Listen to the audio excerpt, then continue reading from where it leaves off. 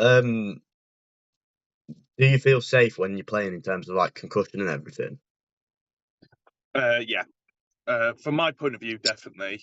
Um, there's an element and risk in anything you do. You know, you could be an electrician, you could have a terrible day at work, and you get zapped or something even worse. From my point of view, where when I've come through, I've been fully made aware of all the risks I take in the game, and that so far I've had good of concussion. All the risks have been explained to me, and I think proper precautions are taken. So, from my point of view, you can't eliminate risk. There's risk in life. There's risk in anything you do. So, I don't feel like that I'm doing something where I'm unaware of the potential dangers. Yeah, absolutely. And I guess that goes down to like all injuries as well. Um, Yeah. so when you play on, say, a 4G pitch, do you feel, because there was research with that a few years ago, do you feel like you're still as safe as if you're playing on, say, at the Gardens versus up in Edinburgh? So I personally prefer a grass pitch. Um, I don't know what research has been done in terms of risk of injury. I know there was a few years ago people complained about a higher rate of ACL injuries and knee injuries because of 4G pitches. Um, but there's pros and cons to everything. How much that increases it, I don't know. There's better, and I know from experience, there's good and there's bad 4G pitches. There's there's some that aren't properly maintained and are horrific to play on, especially with like carpet burns and stuff like that. I Last year we played Ealing in the pre-season on a red hot 4G rubbish pitch. I got took all the skin off my knees, um, and I was out for 3 weeks because it got infected as well because the high rate of infection as well on those carpet burns on that pitch. So, but there's pros and cons to everything. Also means that you can play games no matter what the weather. You're never going to have flooding issues. You're never going to have thingy issues. So there are pros and cons to it. I do personally think a well-maintained grass pitch is the best way to go. Um, but I certainly can see if a 4G pitch is done well, that you're not losing all that much. I remember Worcester had a fantastic one. Um, so yeah, I don't personally. I think um, it doesn't bother me too much. Um, but I know some players are certainly, um, you know, are aware that there are more issues with it. Yeah, I definitely managed to experience the Worcester pitch growing up and playing in and around the Birmingham leagues. It was a lovely Yeah. pitch to play on. Um, Mm. Yeah. so what's it like up in Edinburgh in terms of having all the Scotland players? Obviously, you've got Duan and Darcy Graham. Do you feel like they're the figureheads for Scotland rugby? And do you feel that there's a lack of a figurehead in the English game at the minute? Um, it's obviously it's a completely different setup to the way England systems run. Obviously, there only being two clubs and them trying to keep international players in domestic league. There's obviously a higher concentration of internationals, so it makes it easier having people local and stuff like that to base stuff around. But I think there are figureheads in English rugby. Marcus Smith is currently, the poster boy of English rugby. Um, you've got a load of other people in there, like George Furbank as well. He's becoming one. Um, I think it's sometimes the way the English media sometimes go about um, trying to sickle English rugby at every turn sometimes makes it hard to promote a certain individual to become a figurehead because they're only building them up to take them down. Whereas I don't feel like that's here. I think there's a greater support for players. Um, Whereas in English rugby, it might be expectation from the fans, but I think generally um, the way journalists and the media go about talking about English rugby, it's always with a negative spin, in my opinion. I think that's sometimes why it's hard to make a figurehead. Owen Farrell was a classic example of someone who was, um, you know, loved by some, hated by a lot, but not because of like just the way they wanted and he was made out to be some evil person when I don't think he was at all. He was a fantastic leader and a fantastic player, but they were just constantly trying to sickle him at every turn. So I think that's sometimes what the problem is um, in the English game, and I think it's sometimes hypercritical, even when things are actually all right. Fair enough, yeah. And you touched on Northampton there.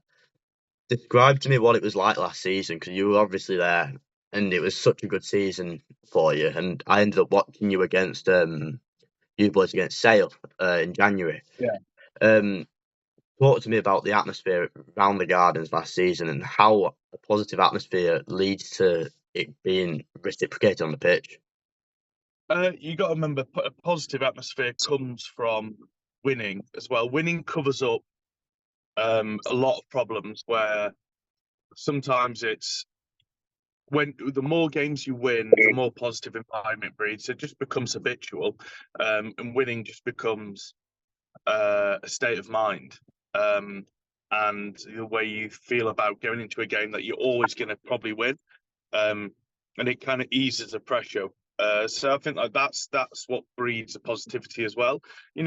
Like if you said at the beginning of the season, "Oh, we're 100% going to win the league this year," I think that's not how it is. It's not like you set from the minute one, things are always going to go away. There's years before where we made top four regularly, and I was like, yeah, we're probably going to win it this year.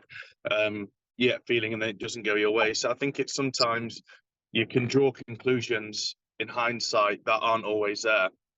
Um, but it certainly, as it went on, like stuff like knowing Courts was leaving and it was his last year, he really stepped up a gear um, to influence the team in a positive way. I think that was a massive swing for us. He spoke far more. He was far more influential on the team, knowing it was his last season. The same with a lot of other boys.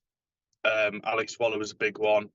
Um, People kind of took the reins, and sometimes that pressure of knowing it's the last chance to win it with this squad kind of gives you that extra oomph. And then also, some of the young talent really just flourished that year. Um, Ollie Slighto, Tommy Freeman were just having an unbeatable season. Do you know what I mean? They couldn't do wrong. Yeah, Every time they absolutely. touched, they were magic. Same with like Finn Smith. He was again stepped up for a young 10. I think he's fantastic. And I think it was an accumulation of older heads knowing it was their last chance to do something with the team, and young talent, peaking at the right times. You mentioned Courtney Laws there, and obviously he's gone to France, so he can't play for England. What do you think about that rule in terms of players going to France and not playing for England? Because like Jack Willis is tearing it up, but he won't be able to play. I think it's difficult because um, the RFU do have a responsibility to grow the domestic league, and we're fortunate to have 10 good clubs with a depth of talent. There's boys in the England system. You can look at Zach Mercer at Gloucester, who's having a fantastic, who's played really well. You can, I think it's easy to say, it'd be good to have another player in the mix. And Jack Willis is doing fantastic stuff over in France, but there's plenty of lads who are available here. Lewis Ludlam didn't get. One of the reasons he went to France is probably because he wasn't involved for a certain amount of campaigns, and France is a gravy train financially. And you can either go, if you're looking at it from a purely financial perspective, you might, with England money, you might make up that difference and might make a bit more. But if it's not guaranteed, you might go, well, listen, I've got an opportunity to play in France. The weather's nicer. It's a big crowd, good money. Um, it's a completely different lifestyle. It's a very attractive prospect, and obviously forgo the chance of playing for your country, but especially in like the back row position, it's difficult. Nothing's guaranteed. There's so many young talented back row players, so it's you either say the RFU has to go, well, we are expanding and opening it up, but I feel like they're so stacked with options that there's no need to really. And I think if you want to pressure lads to stay in the country and earn a chance to play internationally, I think you might have to keep that ruling in. And what do you think about the new, I'd say central contract? I don't exactly know what it's called, but the new contract Yeah, system with English players. And do you think we should go full Irish and just have all our internationals contracted to a club and do that way, or do it like the Welsh and have a cap limit? Or you've got to remember again, we've got the benefit of having more teams in the league, so it's it depends what your end goal is. Are you trying to secure people and lock them in?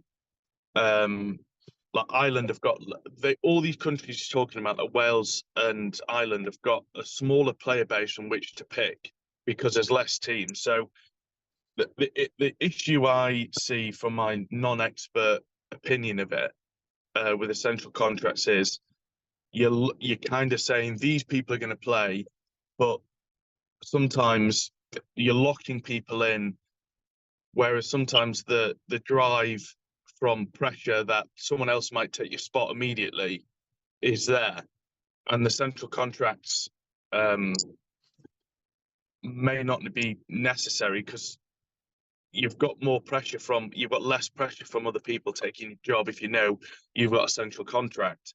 Now, if they're doing it on the basis that, like you said, you're losing people to France because it's more financially attractive, it might be a necessary evil to do that. But we've got a much bigger player base, and the competition's so strong that it's, are the central contracts necessary? Yes, if you want to keep people in the country, but no, if we've got if you've got the depth of players to pick from. yeah, absolutely, absolutely. And do you think it's going to help the clubs financially, considering what's happened to Worcester and Wasps and London Irish, um, having these central contracts and having the RFU almost paying the players? Yeah, well, that is an interesting argument. It's ultimately I don't have enough knowledge on the financial depth of all these clubs, but the RFU easing the pressure on clubs I think, is generally a good idea. And you got to remember, what happens is you can have someone who's not in England and their value is set at so much because you're not a non-international player. The RFU did pay money towards clubs, um, but then what happened is they would get a pay increase, so the RFU would pay the club on the basis that the person might be away for a certain amount of games at selection, and then for the potential increase in pay, the pay rise they're going to get. And then what would happen is that person would just eat up all that money because their value would go up and people willing to pay more, knowing they might potentially get that money. So it was kind of like a poison chalice, because if you had a load of people come through, your expected wage bill would go up so much because you're bringing through talent, but then you immediately have to pay those players so much more. Yeah, Um, absolutely. so maybe it is a good idea. Um, if I'm honest, I wouldn't say I'm clued up enough on the exact financial workings of all the clubs to comment. Um, but from it is a potential idea where, yeah, they can ease the burden more on clubs. But it's you look at Premiership football teams. How many of those clubs actually make money? That's often what we talk about in rugby. They were profitable. Some clubs were profitable for a certain amount of time, where they're trying to become profitable. But how many Premier League clubs actually make money every year? What, maybe three or four? Yeah. So it's you've sometimes sport isn't a lot of people don't buy sports clubs to make money, and people don't watch sports to make money. It shouldn't be hemorrhaging money. I think that's true, but you know, if as long as you can look to break even, I think that would be a way to do it. Really. You were saying about clubs um, making money and trying to make money. Um, I'm just going to use rugby league as an example and a comparison. Yeah. I took my mum, my dad, my brother, and my grandma and myself to watch England against Samoa here in Headingley, and Yeah. it cost £100 for the five of us to go. That's the How same much? as £100 for the five of us, right? Yeah. That's the same as one ticket at Twickenham, one Yeah. adult ticket. Do you feel that rugby union in England, and you look at Premiership games, it cost me 34 to watch Sale at the weekend. It cost 35 for me to watch Northampton Sale in January. It cost me 35 to go and watch Leicester Tigers against the Sharks in a couple of weeks. Do you feel like the English game is selling out and almost making itself unaffordable for the proper fans? Ultimately, did Twickenham sell out almost every home game? Then yes. So, listen, it's expensive, and you're talking about um, if Twickenham sell out every single game, which they near enough do, then it's not unaffordable for 80,000 people to go. It's unfortunately it is expensive, um, but it's if people are willing to pay that price, then that's just the way that is the way it is. You can watch it at home. It's not like the game's inaccessible. Yeah, Um, Certainly, if it's a balance clubs have to strike, especially at club rugby level. What's better to have? If imagine if they said like Sale or whichever club was selling a ticket for £5 or £10 to fill a stadium, then they're also going to completely. If you're a season ticket holder and you're paying on average what £20, £25 for a ticket on average, you'll feel shortchanged if someone can go and buy a ticket now for £5 or £10. That's where the issue comes in. From what when I've spoken very loosely to people in teams, is that you charge what you think is a fair price for a season ticket, and then you undercut people, and then you might have a full stadium, but then people who are loyal season ticket holders feel shortchanged. So there's a balance to strike in all that. But certainly, I think the goal um, you want most teams to have is, especially as a player, is to play in front of a packed out stadium and yeah. have as many people in the seats as you can. So certainly, I understand there's a balance to strike in it all. I don't know where that balance is. I think England international games do sell out, so people can afford it. Like a certain amount of people can afford to go and are willing to pay that amount. If they were, 20,000 seats short every single game, you might be like, well, have they got the priorities right? And are they overcharging? But, you know, unfortunately, the market decides the price. And if people are willing to pay for those England tickets, that's just the way it is. And I don't think you can say you can't tell Twickenham, I can't afford it, therefore you should lower the price. If Twickenham should look to make, if you talk about the RFU not having enough money and clubs hemorrhaging money, well, you might have to bump up ticket prices so the RFU has more money with which to give clubs rugby and perform and keep players in England. So there's a there's certainly a balance strike. I think club rugby maybe tickets could be cheaper. I know there was a thing a few years ago as someone compared ticket prices in France behind the post versus English Premiership ticket prices in France was much cheaper.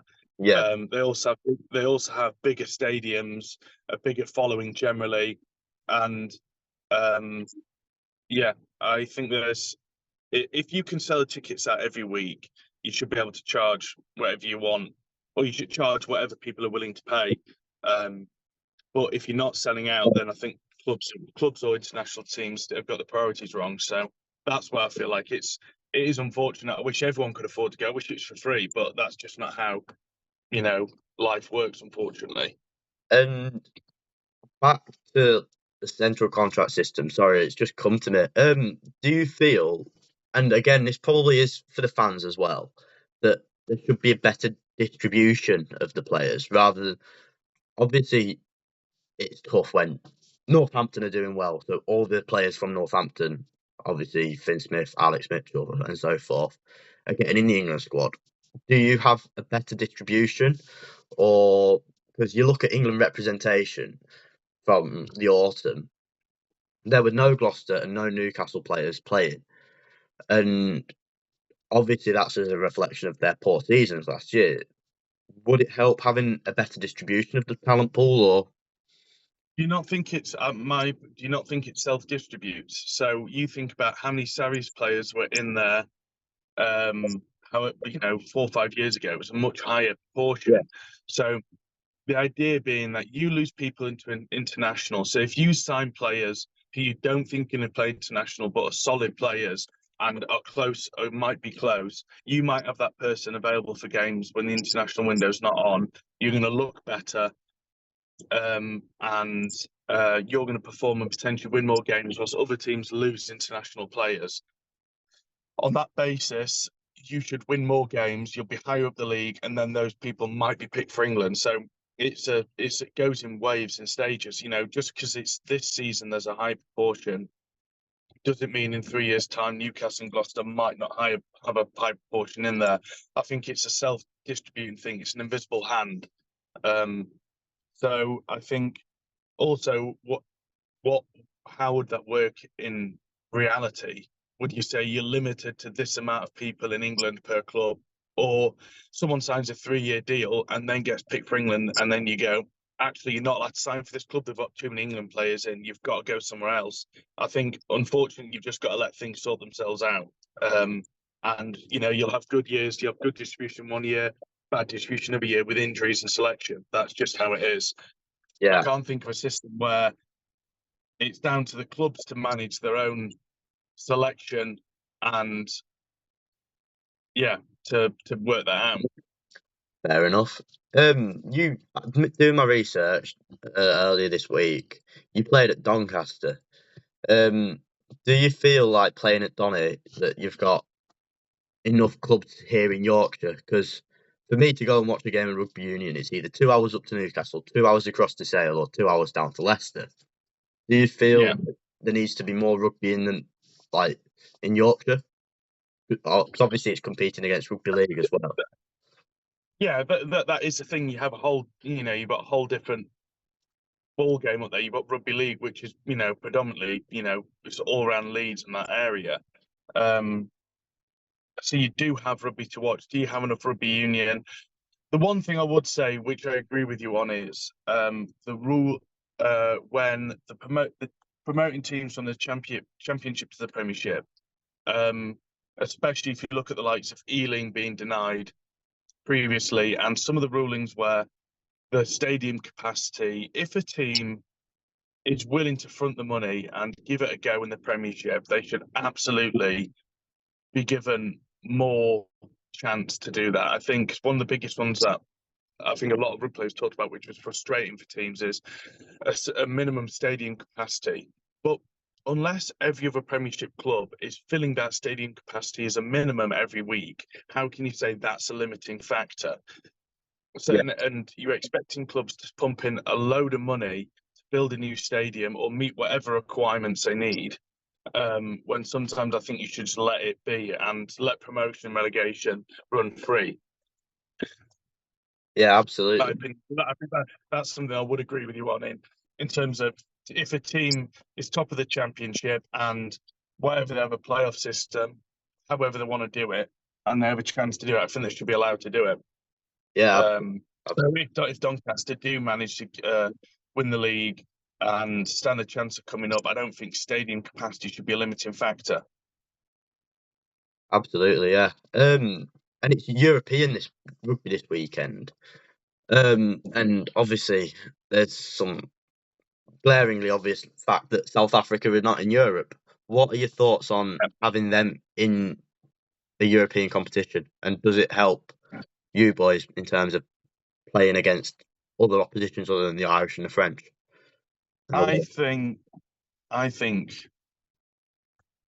being bogged down in the fact that I'm going at a European competition, the URC standard of rugby has gone up considerably since the South African teams have joined. Now, would I sacrifice calling it a European competition for an increased standard of rugby across the board because the South African teams have joined? I would say yes. So yeah, Yeah, fair enough. And that's my opinion on it. you Edinburgh boys are up against my Gloucester team this weekend. How do you think you'll go? Yeah. Yeah, it'll be a good game. We've got you know, we've got a lot of young lads in the team, but it'll be a good chance. You know, Europeans are completely different style of rugby. It's refereed differently. Um, with the nature of having South African and French refs in the mix. So I think it'll be a good game. Really looking forward to it. And you were mentioning the URC. Have you done your South Africa trip yet? Yes, done it. Yeah, What was it like in terms of obviously it's only an hour in front, but it's 15 hours flight or something yeah. ridiculous like that. Does that affect you, or do you have to like play differently, or does it? How does it? The altitude was the most difficult thing, but to be honest, if a French team had altitude, you just have to get on with it. There's it's not that much of a massive shift. Ultimately you get on a plane and you fall asleep, and it's if you plan it poorly and you don't turn up with sufficient time, then it is a problem. But generally, I wouldn't say I don't find it an issue. Um, you can you. I've flown to Timisoara before to Well, play them. We didn't actually play the games; it got snowed off. But some teams go play teams in Russia, and that's in Europe. yeah, So it's you can look at it. You can depends how you slice the cake, doesn't it? But from my point of view, it's not a big deal. You rock up with at least a couple of days to plan to get over your flight and stuff like that, and you should be absolutely fine. I don't find an issue at all. fair enough. Let's talk about some positives. And next year's the Lions. So first of all, who is your Lions captain?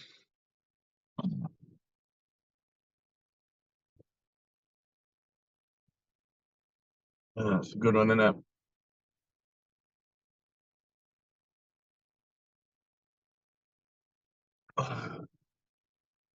I'm going to wait and see. Oh, I can't leave us like that. I'm going to see I'll see how the Six Nations go, and then I'll tell you. Uh, Um, but there's you've got some good contenders in there.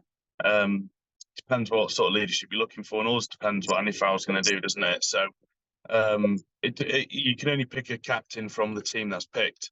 yeah. So ask me in 6 months' time, and I'll let you know. And then secondly, and quite good this, everyone 12 months, well, from August were saying, oh, England are going to, no, sorry, the Lions are going to whitewash Australia, and Australia Yeah. rugby is in the doldrums and stuff. But since the way that they played this autumn, do you think that the Lions will have a good series and it won't just be Lions dominated? Listen, I think certainly it favours um, the way Australia have done over the past 4 years. It favours the Lions. I think you'd say definitely they're the favourites to win it. But you've seen how Australia played against England. They've got some serious talent, and they've certainly changed the way they play, and they've done some good rugby. I don't think it's going to be a whitewash like everyone thinks. And you never know. The Australia do have the advantage of they've got a consistent team. The Lions don't have that long together. They've got a short amount of time with which to learn a system. That's been incredibly organised and playing amongst players who don't have that, who might not be as connected. So yeah, it's you never know what's going to happen on Lions tour, do you? No, not at all, not at all.